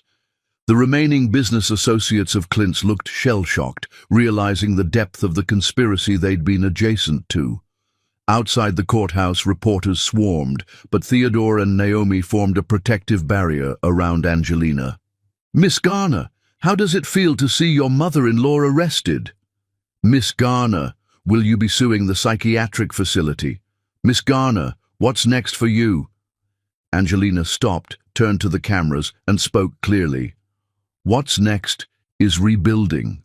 My business, my life, my faith in humanity. Clint and Grace Eastwood tried to destroy me because they saw my strength as a threat. They failed. And to anyone else out there who's being gaslit, abused, or manipulated by someone who claims to love them, you're not crazy, you're not alone, and you're stronger than they want you to believe. Theodore's hand found hers as they walked to his car, and she didn't pull away despite the cameras. Let them see. Let everyone know that she'd found something real in the ashes of what had been false. That evening, in Theodore's living room with Naomi, Skylar, and surprisingly Miles Crawford, who'd come to apologize, Angelina felt the strange lightness that came with vindication. "I'm testifying against him," Miles said quietly. "I know it won't undo the damage, but I want to help make sure he never gets out." "Why?" Angelina asked. "Because I thought I knew him. 20 years of friendship, and I never saw the monster. If I'd looked closer, if I'd questioned the golf games, the miraculous recovery sessions, maybe I could have helped you sooner." "You couldn't have known," Angelina said, surprising herself with the forgiveness. "He fooled everyone." "Not everyone," Skylar interjected. "Theodore suspected something was off from your first meeting. Said your description of Clint's symptoms didn't match actual paralysis." Angelina looked at Theodore. "You knew from the beginning?" "I suspected. The selective nature of his paralysis, the convenient timing, the way his mother treated you. It all felt performed. But suspicion isn't proof. We needed evidence." "Which we now have in abundance," Skylar grinned. "By the way, Julia's had her baby, a girl. She's named her Victoria, after Clint's victim who didn't survive." "That's actually beautiful," Naomi said softly. "She's agreed to testify in every trial, federal and state," Skylar continued. "She wants to atone, she says." As the evening wore on and the others left, Angelina found herself alone with Theodore on his back porch, their spot for difficult conversations and quiet moments. "You didn't tell me about the psychiatric facility," she said, not accusingly but curiously. "I wanted to have ironclad evidence first, and I didn't want to add to your trauma until I was sure. Was I wrong?" "You protected me while making sure justice was served. That's a rare combination. You know there will be more trials, federal charges, state charges, civil suits. This could go on for years." "I know. And I'll be with you through all of it, if you want me." Angelina turned to face him fully. "Theodore, I need to say something." He tensed slightly, and she realized he was expecting her to pull away to say she needed space. "I love you," she said instead, watching his eyes widen. "Not because you saved me. I saved myself. Not because you're my lawyer. You're so much more. I love you because you see me, all of me, the broken parts and the strong parts, and you never try to fix me or diminish me. You just stand beside me." Theodore's response was to pull her into a kiss that was gentle and fierce simultaneously, pouring 3 months of careful restraint and growing love into the connection. "I love you too," he said against her lips. "I have since you sat in my office that first day, refusing to cry, refusing to break, refusing to be anything less than magnificent, despite everything you'd endured." They stayed on the porch as the stars came out, planning a future that had nothing to do with trials or revenge. Angelina would relaunch her fashion line next month, with 3 major retailers already committed. Theodore would continue his practice, but was considering teaching, passing on his knowledge to the next generation of attorneys who fought for the victimized. "There's something else," Theodore said eventually. "Sarah and Marcus, Clint's other victims, they want to meet you. They're starting a support group for survivors of elaborate fraud and gaslighting. They'd like you to be part of it." "Yes," Angelina said immediately. "Yes, absolutely. You don't have to decide right." "Theodore, I spent 4 years thinking I was alone, that I was crazy, that no one would believe me. If I can help even one person avoid that isolation, then everything I went through has meaning." He held her closer, and she felt the last of her walls crumble. Not the walls that protected her, those she'd keep, having earned them through survival. But the walls that prevented her from being fully present, fully trusting, fully alive. Tomorrow, Grace would be arraigned. Next week, Clint's federal trial would begin. There would be more revelations, more pain dredged up, more moments where the scar tissue would ache. But tonight, Angelina Garner was free, loved, and learning to breathe again. And that was more than enough. It was everything. Chapter 8. The Testimony of Truth. The federal courtroom was standing room only. 4 months had passed since Clint's arrest, and this was the main event. Angelina would take the stand to testify about 4 years of psychological torture, fraud, and attempted destruction. She stood before the mirror in the witness preparation room, wearing a suit she'd designed herself, deep purple, the color of royalty, and bruises healed. Theodore stood behind her, his presence solid and reassuring. "You don't have to do this," he said for the 10th time. "The evidence is overwhelming without your testimony." "Yes, I do," she replied, meeting his eyes in the mirror.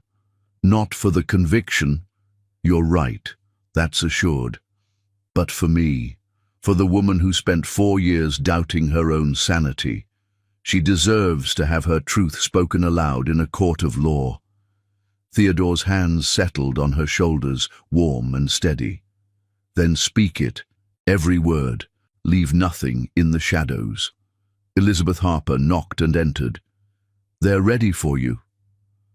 The walk to the courtroom felt both endless and too brief.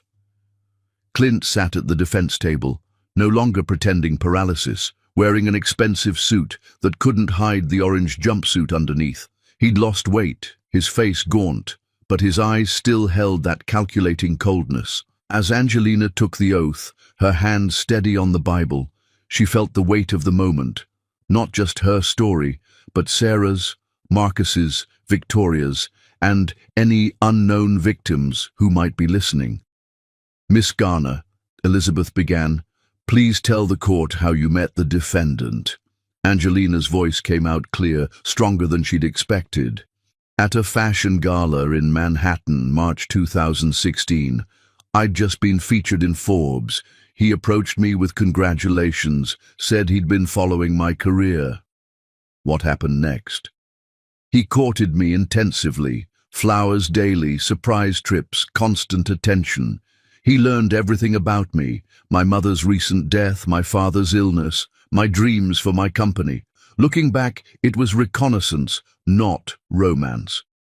"When did you marry?" "September 2017. A small ceremony. He said he preferred intimate gatherings.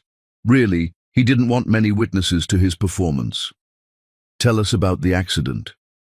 Angelina took a breath, feeling Theodore's supportive presence in the gallery. "May 15th, 2019. I was supposed to fly to Milan for Fashion Week. The night before, I received a call that Clint had been in a catastrophic accident. The doctor, who I now know was paid off, said he was paralyzed from the waist down." "What did you do?" "I cancelled everything. Milan, investor meetings, my entire life. I devoted myself to his care." "Can you describe a typical day during those 4 years?" This was the hard part, the minutiae of manipulation that sounded almost mundane but had nearly destroyed her. "I woke at 5 a.m. to prepare his medications. 23 pills that I now know were mostly vitamins and placebos. I'd help him to the bathroom. He insisted I support his full weight, which I now understand was him enjoying my physical strain. Breakfast had to be exactly right. The eggs couldn't touch the toast. The coffee had to be 147 degrees. If anything was wrong, he'd have spasms that he blamed on my carelessness." "Continue." "I'd bathe him." Her voice caught slightly, but she pushed through. "He insisted only I could do it properly. He'd make me wash him intimately while apologizing that he couldn't be a real husband. He'd cry sometimes, these crocodile tears about failing me as a man. I'd comfort him, tell him it didn't matter, that I loved him regardless. He'd look away like he was ashamed, but I now know he was hiding laughter." Clint shifted in his seat, his jaw clenched. "Good, let him hear it." Physical therapy came next. I'd move his legs through exercises while he screamed in fake pain. If I suggested a professional therapist, he'd accuse me of wanting to abandon him. His mother would visit during lunch, criticizing everything: how I'd dressed him, how I'd styled his hair, how my presence was probably hindering his recovery because I was too aggressive in my caregiving. How did this affect your business? I lost everything. Clients couldn't rely on someone who cancelled meetings for medical emergencies. Emergencies Clint would fake whenever I had important calls. Investors pulled out when I missed Milan. My employees had to find other jobs. 4 years of building, gone in 6 months. What about your personal relationships? I missed my father's final months. Clint would have mysterious crises whenever I planned to visit Dad. I missed his funeral because Clint had a seizure that morning. My sister Naomi was the only family I maintained contact with, and even that was strained because Clint would monitor our calls, sometimes pretending to fall from his wheelchair if I talked too long. Elizabeth introduced evidence: the journal, financial records, medical reports. Miss Garner, this journal documents the defendant's plan to have you institutionalized. Were you aware of this? Not until after his arrest. But looking back, the groundwork was being laid. Things would go missing, and Grace would suggest I was becoming forgetful. I'd find myself in rooms with no memory of going there. I now know Clint was drugging my tea. They had me doubting my own sanity. How did you discover the deception? Angelina looked directly at Clint for the first time. I came home early from visiting Naomi. I heard laughter from our bedroom, intimate laughter. I found my paralyzed husband standing, holding Julia Foster, our maid. Not just standing, moving with the strength and grace of someone who'd never known a wheelchair. What did you do? I wanted to scream, to rage, to destroy everything in that room. Instead, I left quietly and called my sister. She connected me with Mr. Whitmore, and we began building our case. Why didn't you confront him immediately? Because I knew him by then. 4 years of manipulation had taught me how his mind worked. He'd have spun it, made me the villain, possibly had me arrested or committed. I needed proof, and I needed protection. The defense attorney, Harrison Vale, stood for cross-examination. He was good. Clint could afford the best, but Angelina was ready. Miss Garner, you're a successful businesswoman, correct? I was. I'm rebuilding now. Intelligent, educated, sophisticated, yet you expect us to believe you were fooled for 4 years? Yes, she said simply, because love makes us vulnerable, because when someone you trust tells you they're paralyzed, you don't demand nerve conduction tests, because gaslighting is designed to make intelligent people doubt themselves. You never once suspected? I suspected something was wrong, but I suspected myself, not him. That's what psychological abuse does. It turns your own mind against you. You're asking this court to award you millions in damages. Isn't it possible you're exaggerating for financial gain? Angelina laughed, surprising everyone, including herself. Mr. Vale, I spent 4 years washing a healthy man's genitals while he pretended to be paralyzed. I spent 4 years sleeping on a cot, missing my father's death, losing my business, being psychologically tortured by a man who got sexual pleasure from my degradation. There is no amount of money that could make that worth exaggerating. Yet you stayed. For 4 years you stayed. Yes, because I loved him. Because I took my marriage vows seriously. Because I believed that caring for him was my duty as his wife. And because he'd isolated me so completely that I had nowhere else to go. Vale tried several more angles, but Angelina remained unshakable. The truth, she'd learned, was the strongest position. When Elizabeth stood for redirect, she had only one question. Miss Garner, what would you say to other victims of elaborate deception? Angelina turned to the gallery, knowing cameras were recording, knowing her words would reach beyond this courtroom. You're not stupid for trusting. You're not weak for loving. You're not crazy for doubting yourself when someone you love tells you reality isn't what you think. Gaslighting is abuse, whether it involves fake paralysis or just systematic lies, and you deserve to be believed, supported, and free. As she stepped down from the stand, the courtroom was silent. She walked past Clint's table, and he grabbed her wrist, a violation of court protocol that had marshals moving immediately. "You destroyed me," he hissed. "No," she said calmly, loudly enough for everyone to hear. "You destroyed yourself. I just survived long enough to watch it happen." The marshals pulled him away, but not before she saw something in his eyes she'd never seen before. Fear. Real, genuine fear. He was going to prison for a very long time, and everyone in that prison would know he'd faked paralysis while a woman who loved him served his every need. Outside the courthouse, Theodore waited with Naomi, Skylar, and surprisingly, Sarah and Marcus, Clint's other victims who'd flown in for the trial. Sarah, a petite blonde in her 40s, hugged Angelina tightly. "Thank you. For 4 years I've been in therapy trying to convince myself I wasn't crazy. Hearing you testify, seeing him exposed, it's like I can finally breathe." Marcus, a black man in his 50s who'd lost his career to Clint's frame job, shook her hand with tears in his eyes. "He convinced my own family I was a thief. They still don't fully believe me. But after today, after your testimony, maybe they'll understand." "We all understand," Theodore said, his arm coming around Angelina naturally, publicly, stake claimed, and comfort offered simultaneously. The media clamored for statements, but Angelina was done talking for today. She'd spoken her truth, all of it, holding nothing back. The jury would deliberate, though conviction was almost certain given the evidence. That evening, in Theodore's home that had become their sanctuary, Angelina finally allowed herself to cry, not tears of pain or fear, but release. 4 years of poison leaving her system through salt water and shaking shoulders. Theodore held her through it, saying nothing, asking nothing, just being present. When the tears finally stopped, she felt empty in the best way, like a house cleaned of ghosts. "The prosecutor says he'll likely get 40 years minimum," Theodore said eventually. "Life, if the judge is harsh."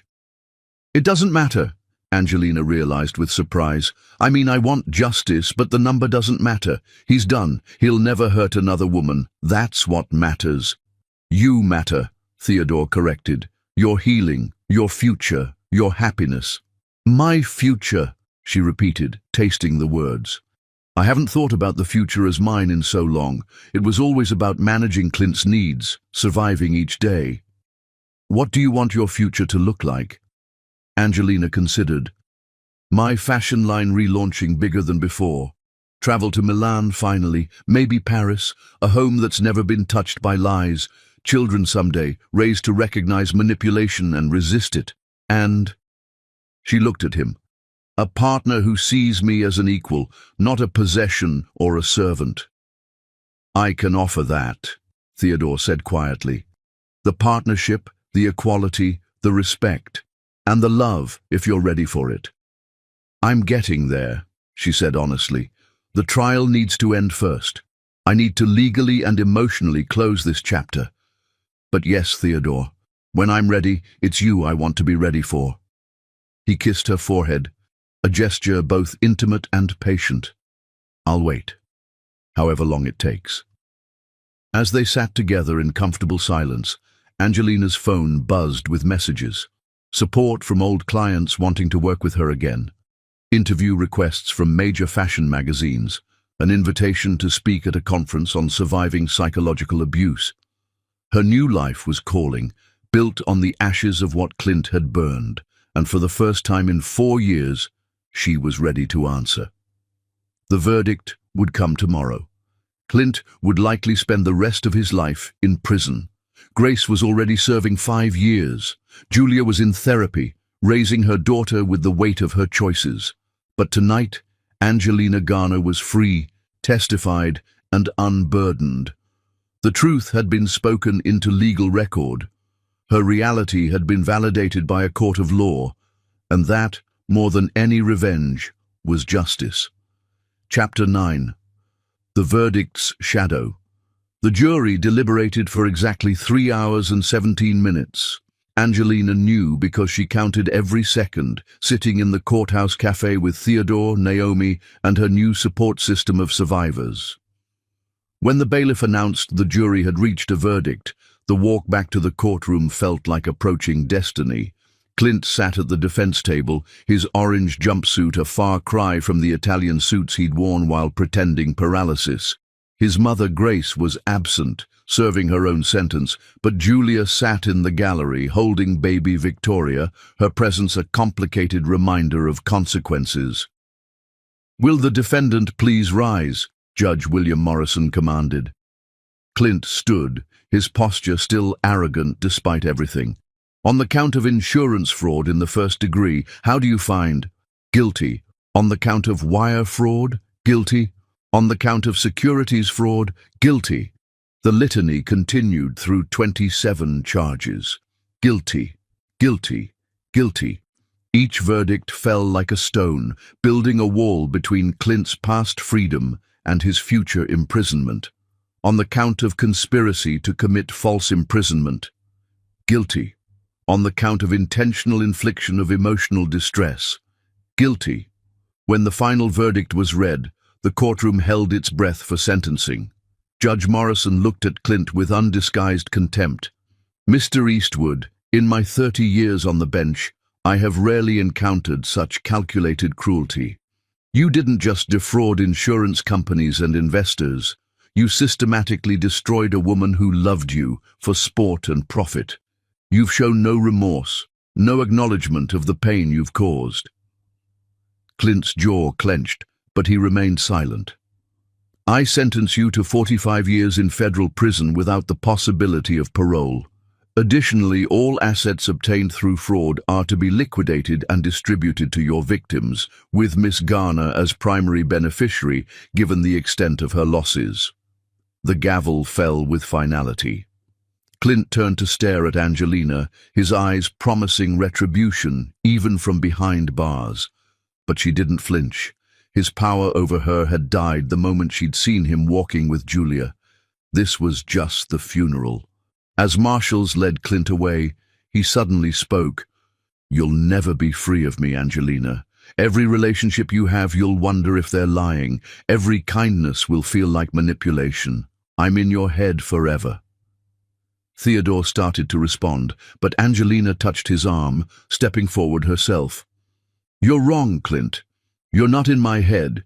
You're in a federal prison, and while you're counting concrete blocks for the next 4 decades, I'll be living, building, loving, succeeding. You're not my trauma. You're just a chapter I've closed." The marshals dragged him away as he screamed obscenities, his final performance falling on deaf ears. Outside the courthouse, the media frenzy was overwhelming, but this time, Angelina was ready. "Miss Garner, how do you feel about the verdict? Justice was served, but this isn't about revenge, it's about prevention. If my story prevents one person from being gaslit, manipulated, or abused, then the pain was worth something." "What's next for you?" "Living. My fashion line relaunches next month with major retailers. I'm also starting a foundation for victims of elaborate fraud and psychological abuse. It's time to transform pain into purpose." "And your relationship with Mr. Whitmore." She looked at Theodore, who stood protective but not possessive beside her. "Mr. Whitmore was my attorney. He's now something more." He tensed slightly. She'd learned he always expected bad news, a vestige of his own childhood trauma. "I'm ready," she said simply. "For us. For real. No more waiting, no more healing first, no more keeping you at arm's length. I want to build something with you. A life, a future, maybe even those children I mentioned once." His response was to pull her into his arms, holding her like she was precious but not fragile, valuable but not possession. "Are you sure?" I've spent 6 months in therapy learning to trust my own judgment again. Yes, I'm sure. The question is, are you? I come with baggage. We all have baggage. The difference is you've unpacked yours, examined it, and decided what to keep and what to throw away. That's not damage. That's wisdom. I love you, she said, the words coming easier now with practice. I love you too. Have since the moment you refused to cry in my office, determined to fight rather than break. They stood together as the party continued below, the noise and celebration a backdrop to their quiet moment. Tomorrow there would be orders to fill, interviews to give, a business to run. But tonight, Angelina Garner was exactly where she wanted to be, in the arms of a man who saw her strength and her scars and treasured both. There's one more thing, Theodore said, pulling back slightly. I've been carrying this for 2 months, waiting for the right moment. He pulled out a small velvet box, and Angelina's breath caught. I'm not proposing, he said quickly. Not yet. You deserve a proper proposal when you're ready, with romance and planning and everything you missed the first time.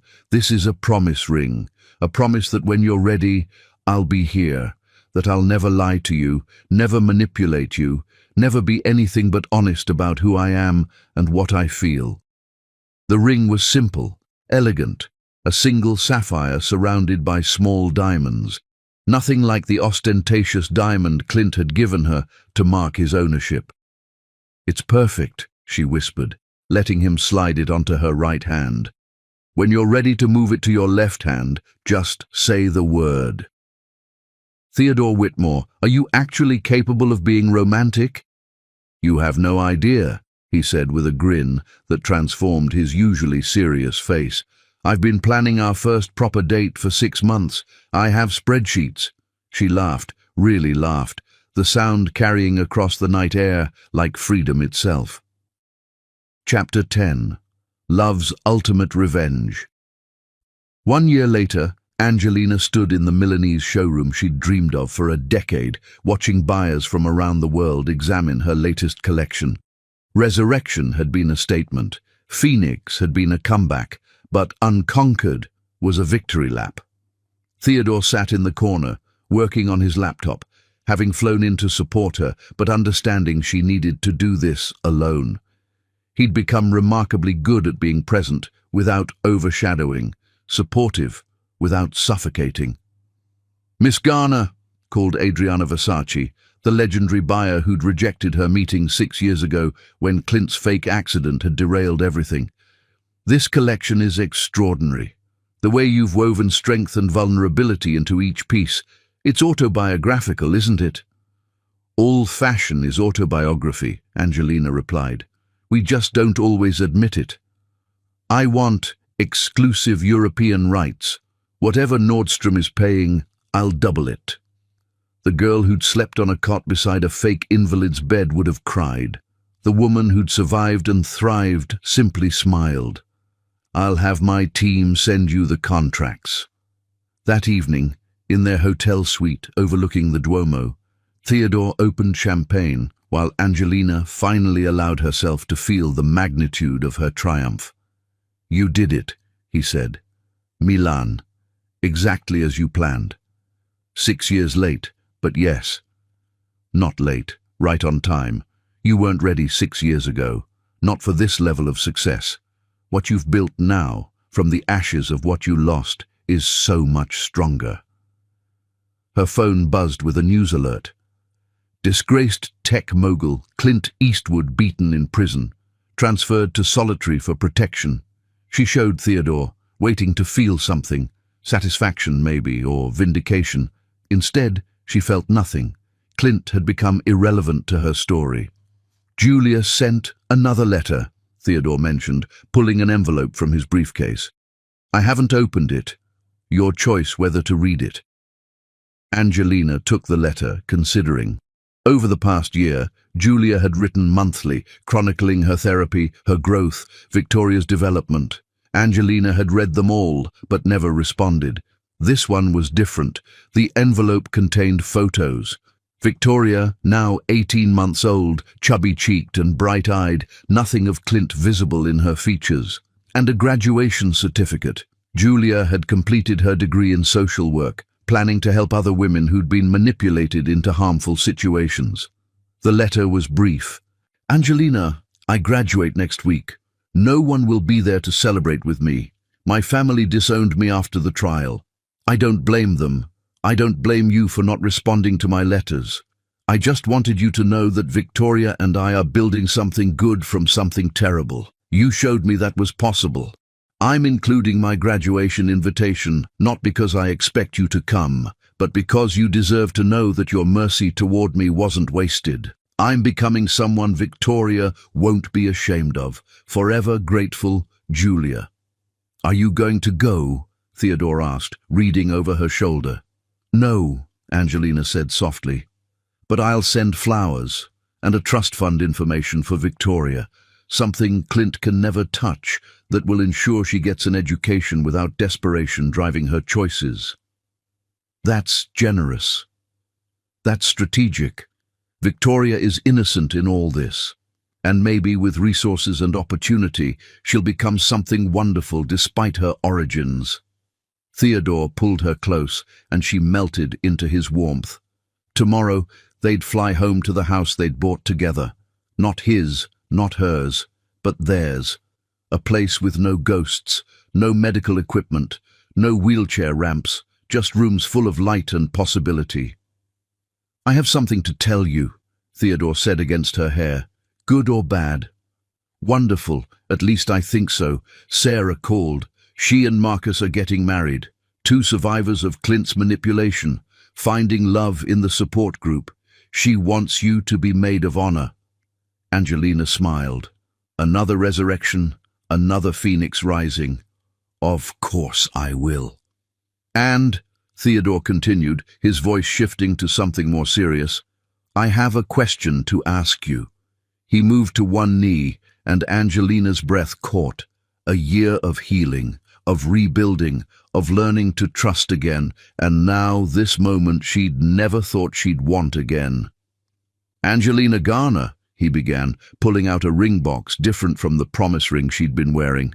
You've taught me that strength isn't about never falling, it's about how you rise. You've shown me that love isn't possession or control, it's partnership and respect. You've proven that the human spirit can survive calculated cruelty and still choose kindness. Theodore, let me finish. I'm a lawyer. I've been practicing this closing argument for weeks. His smile was nervous, endearing. I love you not because you need me, you don't. Not because you're broken, you're not. I love you because you're brilliant, resilient, creative and kind. Because you make me want to be better. Because every day with you is an adventure in discovering what partnership really means. He opened the box, revealing a ring that was quintessentially her, unique, artistic, clearly custom designed with her aesthetic in mind. Will you marry me? Not because you need a protector or provider, but because you want a partner. Will you build a life with me based on truth, respect, and love that's chosen daily rather than assumed? Yes, Angelina said, not even needing to think. Yes to all of it. Yes to you. As he slipped the ring on her finger, her left hand this time, Angelina thought about the woman who discovered her husband walking 4 years ago. That woman had been shattered, thinking love was lost to her forever. But that woman hadn't known about Theodore's steady presence, hadn't known about the strength she'd find in survival, hadn't known that the best revenge against someone who tried to break you is to become unbreakable. 3 months later, their wedding was small, intimate, real, everything her first wedding hadn't been. Sarah was her maid of honor. Marcus was Theodore's best man. Naomi officiated, having gotten ordained online specifically for this moment. Even Skylar cried, though she'd deny it later. Julia didn't attend, but she sent a gift, a photo album documenting Angelina's fashion comeback, every article, every review, every triumph carefully preserved. The note simply said, "Proof that phoenixes are real." As Theodore and Angelina exchanged vows they'd written themselves, promises of truth, partnership, and choosing each other daily, a news alert popped up on someone's phone. Clint Eastwood dead in prison, apparent suicide. Naomi started to silence the phone, but Angelina stopped her. "Read it," she said calmly. The article was brief. Clint had been found in his cell, having somehow obtained pills despite being on suicide watch since his transfer to solitary. He'd left a note, ranting about being destroyed by an ungrateful wife, claiming he was the real victim. The wedding guests looked at Angelina nervously, waiting for her reaction. "He chose his ending," she said simply. "I choose mine, and my ending is this: marrying a good man, surrounded by people who love me, building a life of truth and joy." She turned to Theodore. "Continue with the vows. Clint has taken enough time from my life." Theodore smiled, that private smile that was just for her, and continued, "I promise to love you on your strongest days and your most vulnerable ones, to celebrate your successes and hold you through your struggles, to never lie, never manipulate, never be anything but exactly who I am, a man completely in love with exactly who you are." "I promise," Angelina responded, "to trust you even when trust feels dangerous, to build with you rather than in spite of you, to choose love over fear, truth over comfort, and us over everything else, to never lose myself in you, but to find myself with you." They kissed as husband and wife, and the small gathering erupted in joy. Real joy, not the performed happiness of her first wedding, but genuine celebration of love found after loss, trust built after betrayal, life chosen after near destruction. The reception was in Theodore's, now their, backyard under string lights and stars. No elaborate production, no five-tier cake, no society photographers. Just people who'd proven themselves through fire, celebrating two survivors who'd found each other. As the evening wound down, Angelina found herself alone with Theodore on the porch where they'd shared so many difficult conversations. "Any regrets?" he asked. "None. You?"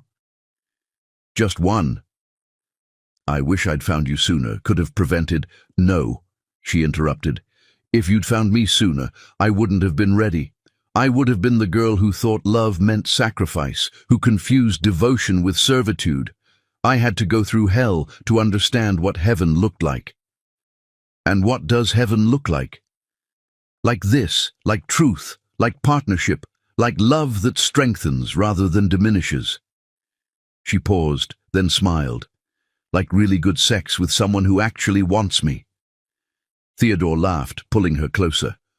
"Just really good." "Mind-blowing," she amended.